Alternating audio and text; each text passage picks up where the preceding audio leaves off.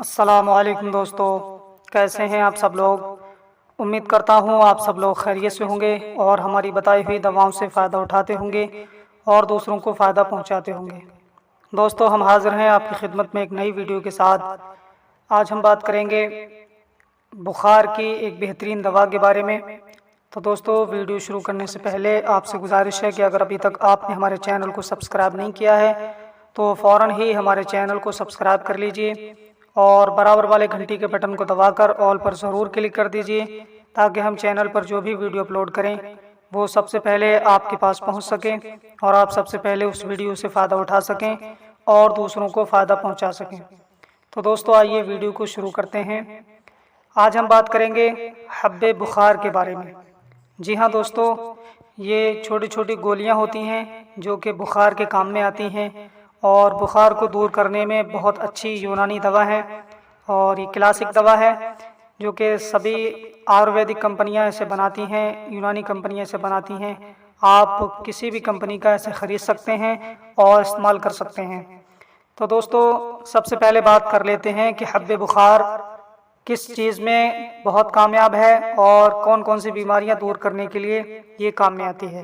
تو دوستو، جیسا کہ اس کے نام سے ظاہر ہے کہ یہ بخار کے لیے کام میں آتی ہے، جو موسمی بخار ہوتا ہے اس کے لیے نہایت مفید ہے، اور لرزے کی باری یعنی باری والا جو بخار ہوتا ہے اس کے لیے بہت فائدہ مند ہے، اور جو ہے موسم کے اعتبار سے جو بخار آتا ہے تو احتیاطاً اگر اس دوا کا استعمال کیا جائے تو انسان بخار آنے سے بچا رہتا ہے۔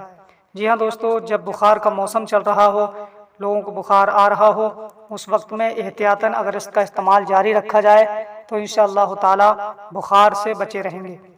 تو دوستو، حب بخار یہ پرانی دوا ہے اور بہت عرصے سے اسے استعمال کیا جا رہا ہے اور اچھا اس کا رزلٹ آتا ہے اور لوگ صحت یاب رہتے ہیں۔